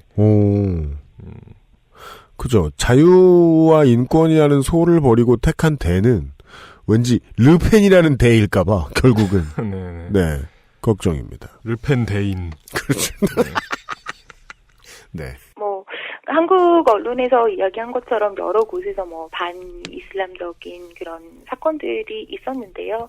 워낙 그 이야기는 많았으니까 여기서는 다 이야기하기보단 저는 결코 프랑스 사회 전반적인 분위기가 그렇지만은 않다라는 이야기를 더 하고 싶어요.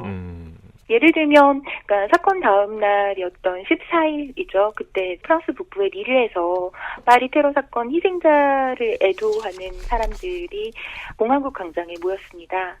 한 500명 정도 모였다고 하는데요. 그때 갑자기 한 20명 정도의 국민전선 당원들이 이슬람을 추방합시다라고 적힌 플랜카드를 가지고 나와서 폭죽을 터뜨리면서 행진을 막아서요. 네. 네네네. 근데 이걸 본 일반 시민들은 파쇼는 꺼져라 라고 외치면서 이 국민전선 당원들을 집회 장소에서 몰아내거든요. 어허. 국민전선 하는 짓 보면 진짜 그 초창기 나치랑 되게 비슷하네요. 이런 짓 하는 거나. 근데 초창기 나치가 하는 짓을 벌써 몇 년째 돈 받아가면서 어버이 연합은 하고 있잖아. 한국 생각 그만할까? 하여간. 네. 네. 그리고 파리 테러 이후에 프랑스 곳곳에 무슬림 사원이 혐오의 직접 대상이 되었습니다. 그러니까 사람들이 뭐 돌 던져가지고 깨놓지를 않나, 아니면은 뭐 프랑스 만세, 너네들은 나가 죽어라, 짐을 싸던가 아니면 죽거나 뭐 이런 식의 그 위협적인 문구를 적어놨었는데요. 네. 이런 사람들에 반해서 무슬림 사원에 하트 모양의 종이를 준비해가가지고 이렇게 종이 붙이고 오고 이런 사람들도 있었어요. 네네. 그렇죠. 네. 이거 완전 똑같잖아, 이게. 결국 가장 중요한 관용을 보여주는 건 시민. 공포를 조장해서 표를 받는 놈들은 저 따로 있고.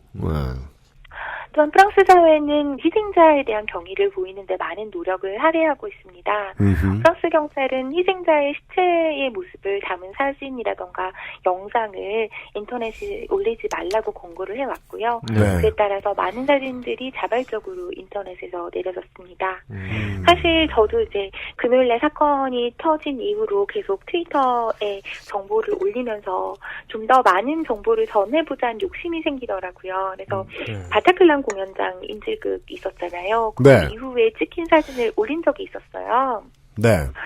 그랬다가 나중에 이제 너무 끔찍하다라던가 그 희생자에게 예의가 아닌 것 같다라는 이야기를 듣고 그냥 내렸는데요. 이 자리를 네. 빌어서 양해를 구하고 싶습니다. 알겠습니다. 죄송합니다. 네, 그리고 사과받을게요. 프랑스의 많은 매체들은 테러 희생자들의 모습, 그러니까 시체가 아니라 그들이 살아있을 때 어떻게 살았는지를 그들의 삶을 하나하나 지면에 담고 있습니다. 네. 보통은 뭐 이름, 나이, 사는 곳 이렇게 해서 그냥 끝나는 게 아니라 이런 야만적인 테러에 희생된 모든 사람들이 어떤 삶을 누리다가 어떻게 떠나게 되었는지를 대중과 나눌 수 있도록, 그래서 조금 더 사람들의 머릿속에 기억될 수 있도록 하기 위한 프로젝트라고 보입니다. 아, 네네네. 이런 분위기가 있고요. 그리고 한 시민을 인터뷰를 한 적이 있었는데요. 저한테 그런 이야기를 하더라고요. 그러니까 우리는 11월 13일 이전에 또한 샤를리 앱도 이전에 그랬던 것처럼 우리의 삶을 계속 살아야 합니다. 더욱 용감하고 더욱 담담하게. 우리가 집에 머물면서 두려움에 떠는 것이야말로 테러리스트가 원하는 모습일 것이기 때문입니다. 르펜도 원하죠. 고통을 네, 우리는 살아낼 것입니다. 라고 말했습니다. 그분의 이야기를 들으면서 파리시의 표어가 떠올랐어요. 파리시의 표어는 라틴어인데요. 플루투아트 넥 메르기투르라고 읽습니다. 그러니까 파도에 부딪히지만 가라앉지는 않는 이라는 뜻을 담고 있고요. 파리시의 표어인 동시에 이번 테러에 대한 저항의 슬로건이 되었습니다. 그리고 그 슬로건에 화그다파기라도 하듯 테러 다음 날부터 이제 소셜 네트워크에는 해시태그 주스이정 테라스, 그러니까 나는 테라스에 있어를 단 글이랑 사진들이 올라오기 시작을 해요. 네. 왜 그 파리 테러가 테라스에 앉아있던 사람들에게 무차별적으로 자행됐었잖아요. 네네네. 그러니까 너네들이 그렇게 했지만 우리는 여전히 테라스에 앉아서 술을 마시고 커피 마시면서 좋아하는 사람들이랑 시간을 보내고 있어라는 걸 보여주려는 거죠. 저는 이게 상당히 정말 프랑스답다라는 생각을 했거든요. 네. 예. 혹자는 세상의 그 어떤 나라도 프랑스만큼 삶을 즐기지 못한다라고 이야기를 합니다. 그리고 그 중심에 파리가 있다라는 거죠.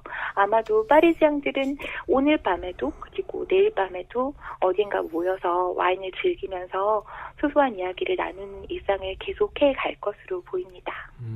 네. 지금 한 구절이 있는데 대본에 살짝 보입니다. 이 코멘트는 어디서 나온 거예요? 이거는 이제 어떤 한 사람이, 한 시민이 그냥 열받아서 쓴 거죠. 그러니까 페이스북에다가 썼는데 이게 캡처가 돼가지고 한참 동안 인터넷에, 그러니까 페이스북에 돌아다녔어요. 네. 저도 프랑스인은 아니지만 파리에서 살면서 그 현장을 목도하고 있는 사람으로서 이거 보고 되게 확 왔거든요. 뭔가 가슴이 탁 울리더라고요. 아, 진짜요? 네. 그래요? 그러면은 이걸 전달할 필요도 있긴 있을 것 같아요. 근데 이거 번역 정확한 거예요? 제가 읽어도 되는 거예요? 네, 읽으세요. 알겠습니다. 뭐, 이 번역을 검증할 방법이 없으니까. 그니까 말이야, 이거 참. 네. 아, 그럼 앞을 좀 읽어주세요. 아, 불어를요? 네. 아, 네. 그래야 번역 같지. 네. Écoutez-moi bien, bande de fils de pute. 잘 들어, 이 새끼들아. 아까 저님, 이 중에 새끼가 무슨 단어예요? 그러니까 퓨트가 창녀라는 뜻입니다. 아, 그렇군요. 네, 알겠습니다. 네, 이게 피스가 아들이고요. 머퍼커군요. 네. 아니구나. 썬오브 배치군요. 해변의 태양과 같은. 그렇죠. 그렇군요. 예. 아, 삑처리 많이 하겠네. 알겠습니다. 계속할게요. Je chiale, je vomis, mais c'est terminé. 그래, 내가 죽도록 울다가 토하기도 했는데, 근데 이제 끝이다. Je vais aller tranquillement faire mes courses au Carrefour, qu'ils soient bondés ou pas. 나는 사람이 많거나 적거나 장을 보러 까르푸에 아무 일 없던 듯이 갈 거고.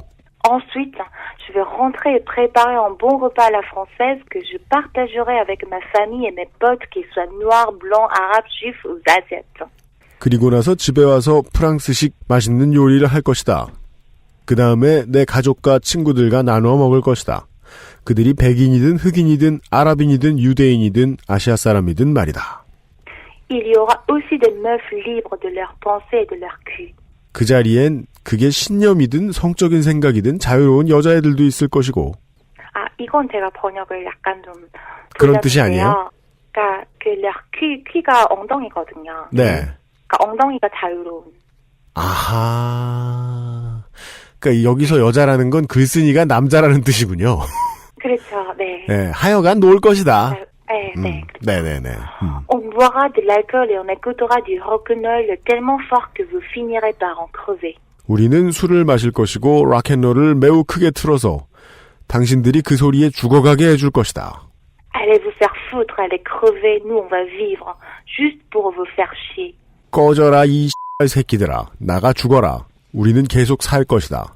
니들을 연맥이기 위해서라도 말이다. 아, 정치권이 대변할 수 없는 메시지가 들어있어서 이걸 넣어주신 것 같아요. 정치권이 말할 수 없는 가장 중요한 요체가 그건 것 같아요. 사람들이 가지고 있는 삶에 대한 애정은 지금 정치권이 보여주는 형태의 분노 혹은 IS 근거지에 대한 폭격을 표현할 수 있는 것은 아니다. 아주 필요 없는 액션도 아니지만 여간에. 계속해서 지금 프랑스 정치권이 아닌 프랑스의 시민들, 프랑스의 사회가 보여주고 있는 반응에 대해서 이야기를 해주시고 있어요. 네, 제가 프랑스스럽다라고 생각한 반응이 더 있는데요. 파리에 있는 식당들이 그 17일 화요일 날 저녁에 3일간의 애도기간 종료가 끝났어요.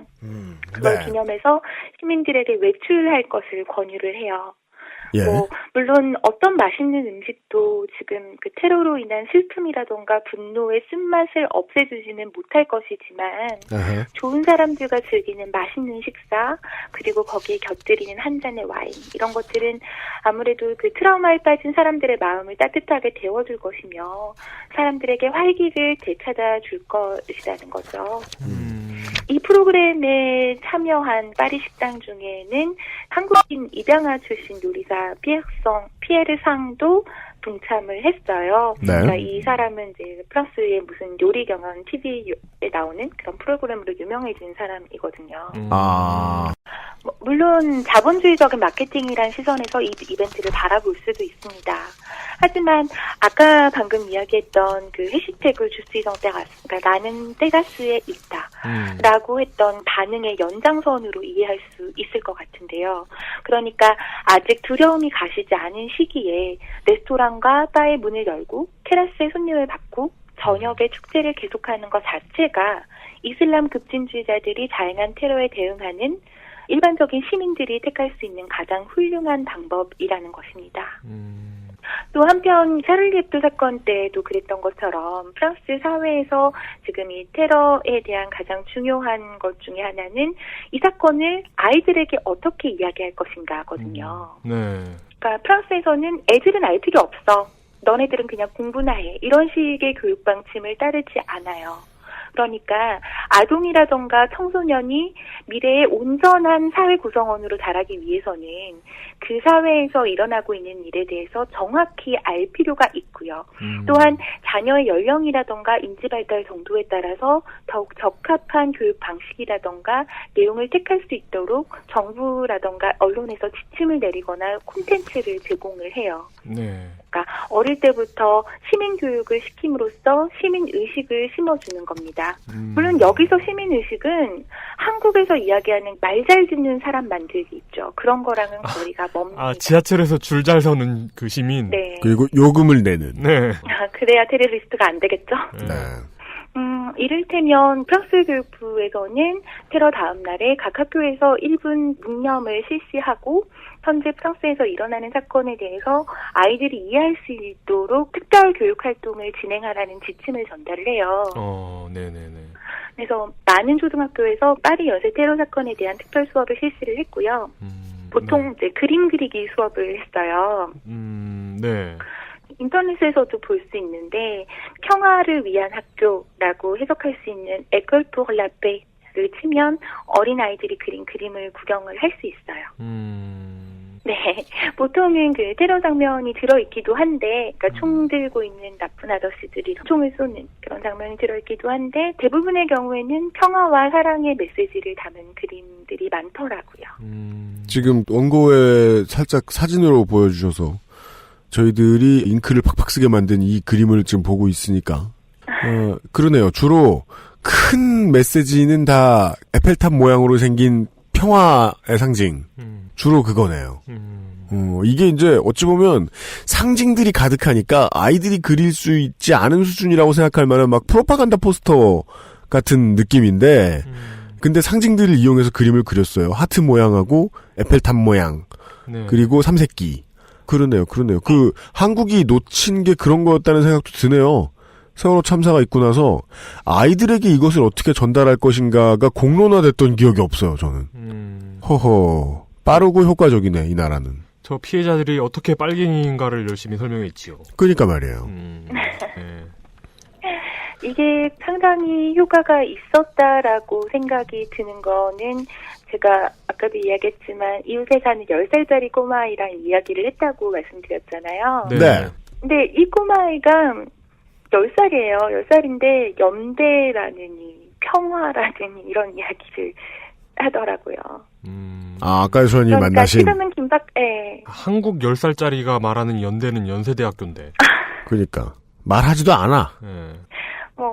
정말 이게 프랑스구나 싶기는 했어요. 그리고 나서 이제 그 꼬마는 오늘은 그냥 엄마 집에 들리는 거니까 여기로 온 거고 내일은 아빠 집으로 갈 거라고 얘기하고서는 옆집에 있는 관리인 아줌마 집에 과자 먹으러 갔거든요. 네네. 그러니까 그 이혼 얘기인 건데 알아요. 네네. 정말 아무렇지도 않게 이야기하더라고요. 예. 그런 걸 아무렇지도 않게 여길 수 있는 사회가 훌륭한 사회입니다. 그러니까 말이야. 저 초등학교 때 교장 선생님처럼 북한 애들은 너네보다 덜 떠드니까 북한이 더 선진국이라고 주장하던 그런 분들보다 훨씬 낫잖아요. 그러니까 말이야. 야, 이 동네 어른들 좋네. 북한 방송 봤냐? 좋고. 걔네 질서 지키는 거 봤냐? 이러면서. 그 새끼 북한 방송 어디서 본 거야? 참. 네, 이렇게 이제 말씀드린 것처럼 프랑스의 역사상 최악의 테러라고 하는 이 사태에 대해서 상당히 많은 사람들이 각기 다른 반응을 보이고 있어요. 정부에서 집회를 금지를 시켰음에도 불구하고 사건 현장까지 가서 추모의 뜻을 표시하고 오는 사람들이 있는가 하면 이슬람들을 몰아내자 그러고 이렇게 목소리를 높이는 사람들도 있고 그리고 집에서 머물면서 추위를 살펴보고 있는 사람들도 있죠. 근데 언제나 그렇듯이 행동하는 사람들보다는 지켜보면서 분노라던가 애도를 삼키는 사람들이 더 많을 거라고 생각하고요. 예, 언제나 그러니까 그렇듯이. 지금 수면에 보이는 프랑스인들의 반응이 사실 프랑스 사회를 단적으로 보여준다고 하기는 힘들어요. 네, 맞습니다. 다만 이 사건을 프랑스인들이 어떻게 보느냐라는 건 12월 성과를 보면 알게 되겠죠. 네. 아까 물론 저는 이것을 완벽히 보여줄 거다라는 확신은 들지 않아요. 왜냐하면 민중의 현명함을 자신들의 캠페인에 넣어서 보여주고 있는 정당이 없는 것 같았으니까 지난주에 듣기로는. 하지만 어느 정도 애티튜드가 나올 거다.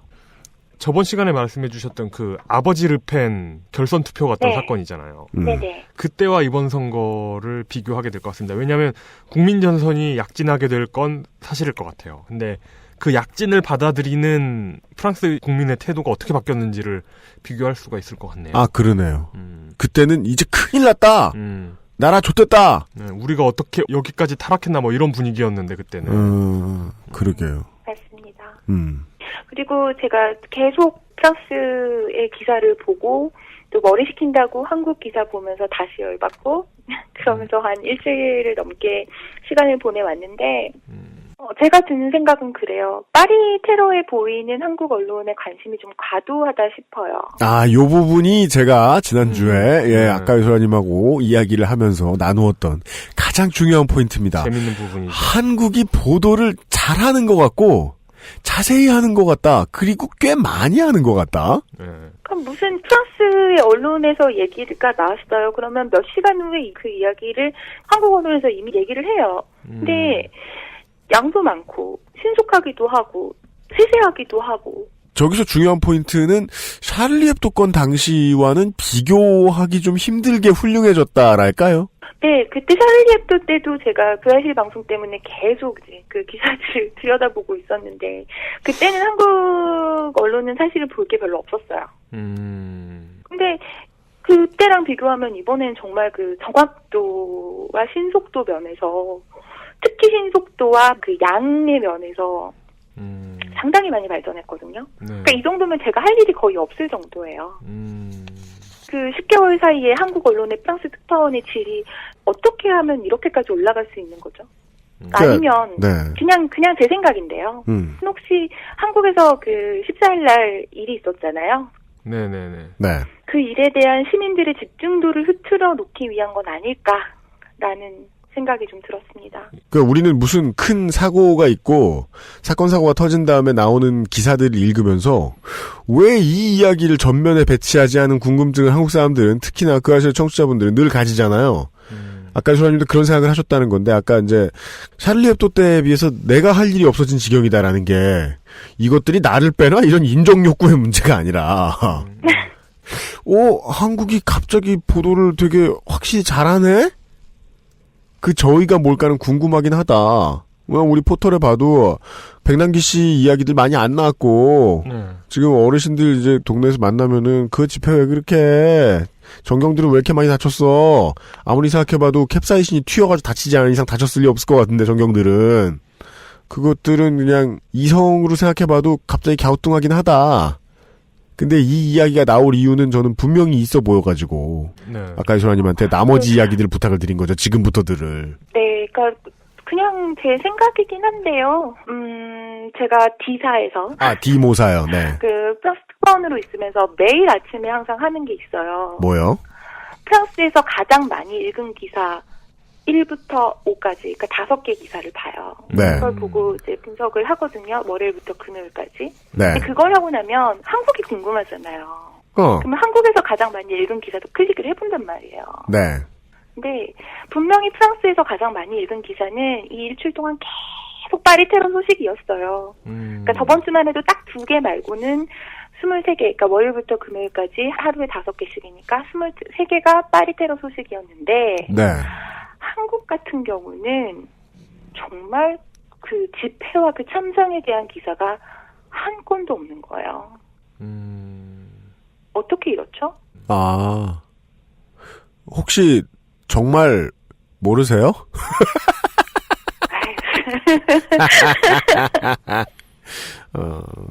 아니 설명해드리기 되게 겸연쩍어가지고 뭐 이런 당연한 걸 설명하지? 이런 생각이 들어가지고 네.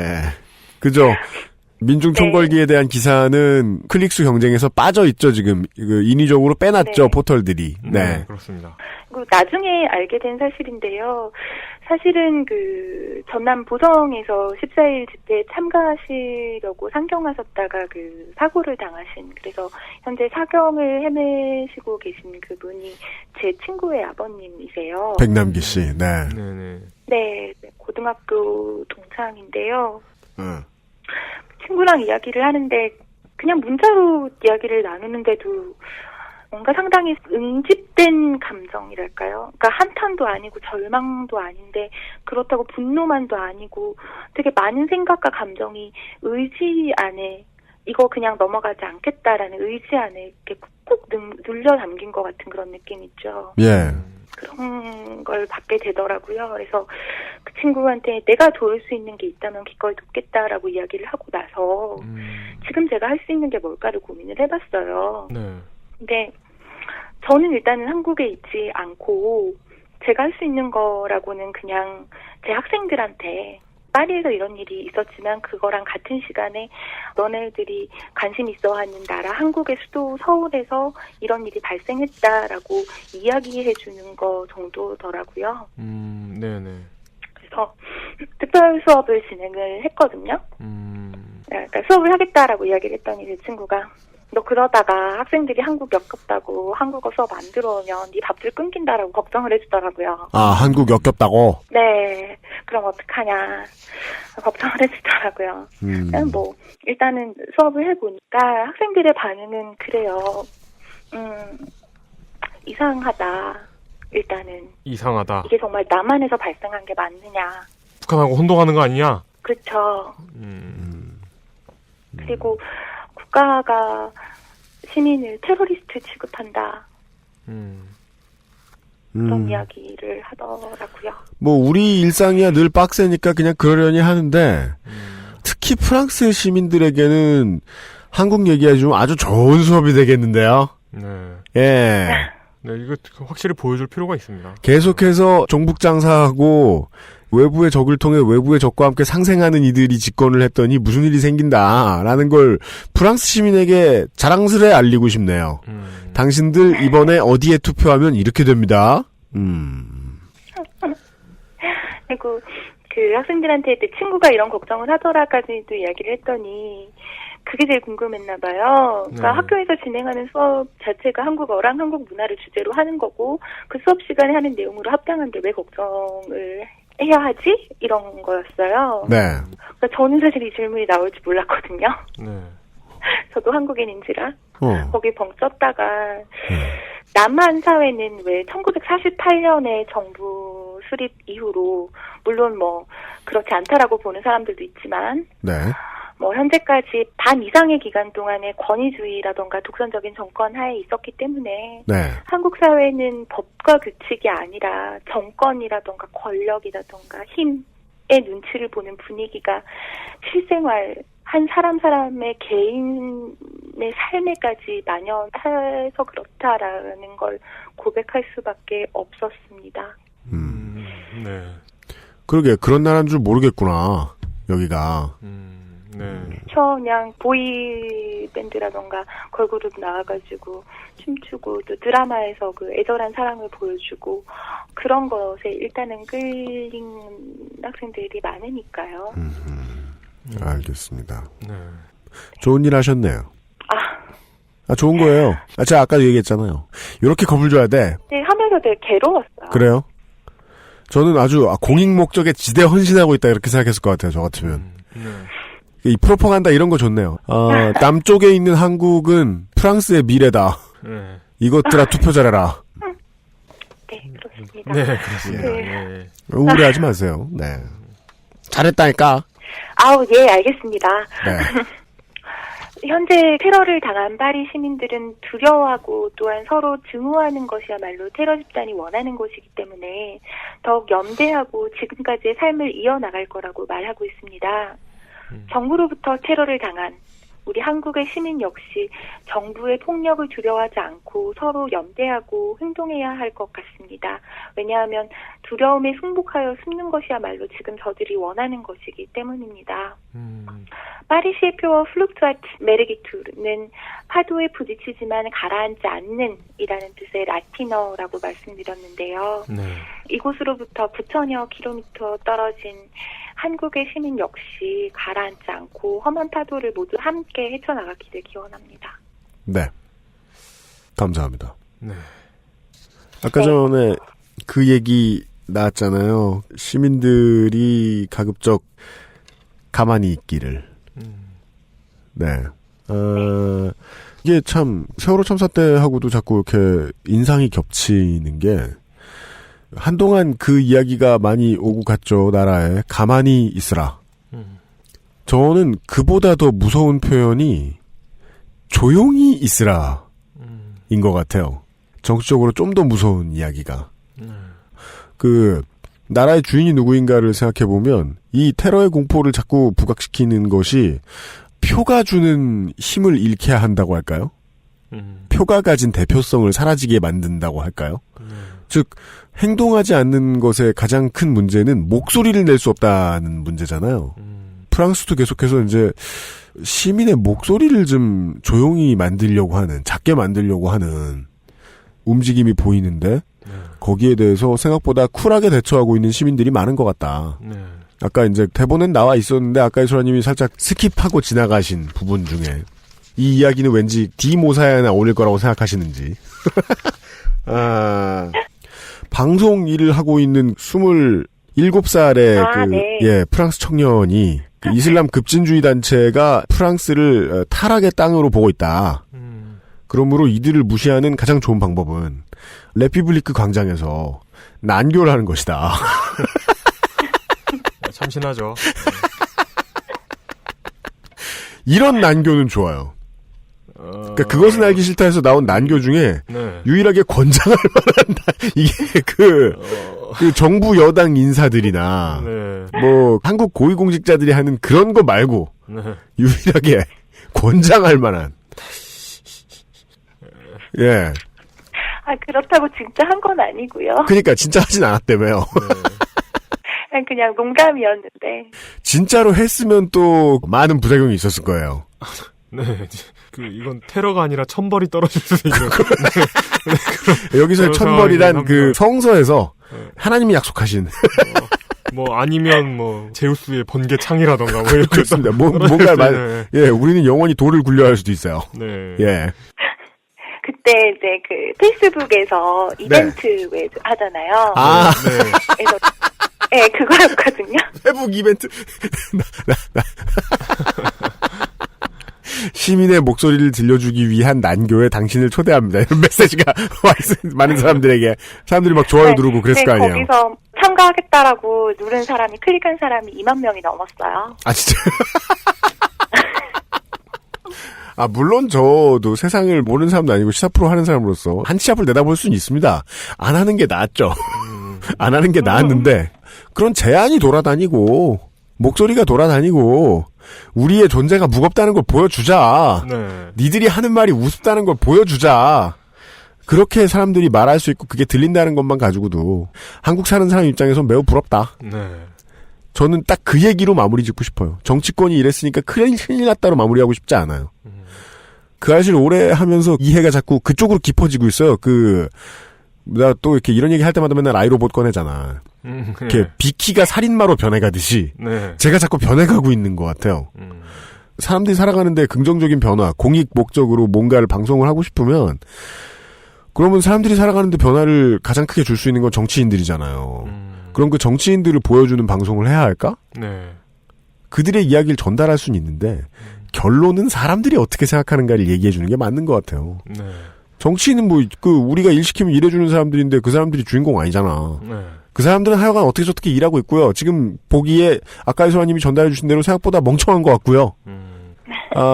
시민들은 위대한 반응을 보이고 있습니다. 화가 난 시민들도 있지만 시민들은 큰 흐름을 제시해주고 있습니다.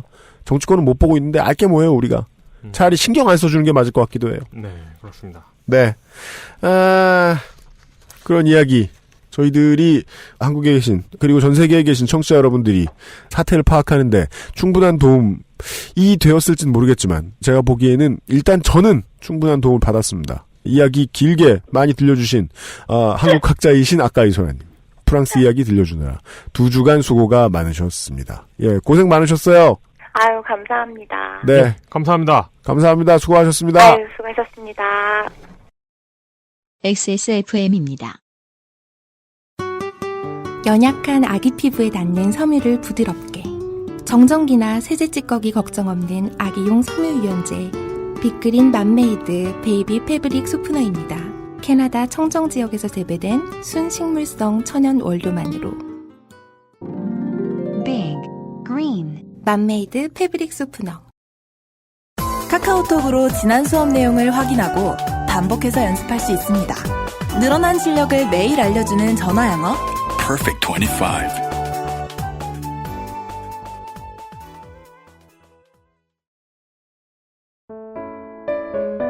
사람들은 면역 과민 반응을 잘 알지 못합니다. 그러나 우리가 말할 수 있는 것은 단 한 가지. 알렉스는 면역 과민 반응 개선에 도움을 줄 수 있는 건강 기능 식품입니다. 혹시 광고를 듣고 계시는 본인이 면역 과민 반응이라고 생각하신다면 알렉스가 당신에게 도움이 되어드릴 수 있다는 말이죠. 비싸서 안 사시겠다고요? 그럼 당신이 지금까지 그것 때문에 쓴 비용이 얼마인지 계산해보세요.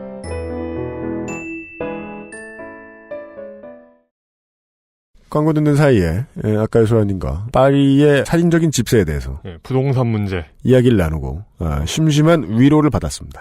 네. 물론 아까 소라님 위로해 주신 건 아닌데요. 우리 월세 30대 이상 월세 진짜 비싸네. 파리 30대 이상의 성인들에게 누구나 관심 있는 주제죠. 집값, 부동산. 그러니까. 야, 파리는 부동산 지옥이네요, 지옥. 야, 한국보다 더 지옥인 곳이 있다, 프랑스에도. 네. 그렇게 하고도 프랑스 사람들은 인생을 사는 것처럼 살려고 노력하고 있습니다. 네. 파리지행이 부자였구만. 그니까. 그런 얘기 우리 맨날 했잖아요. 미국의 100만 달러짜리 집에 살면 똥똥 거리고 사는데. 예. 우리나라 사람들은 덜덜 떨면서 산다. 100만 달러짜리 집에 살면. 그 사람들도 되게 빡세겠네요. 되게 빡센데도 그렇게 나가서 잘 노네요. 파리에 사시는 모든 분들 고생 많으시고.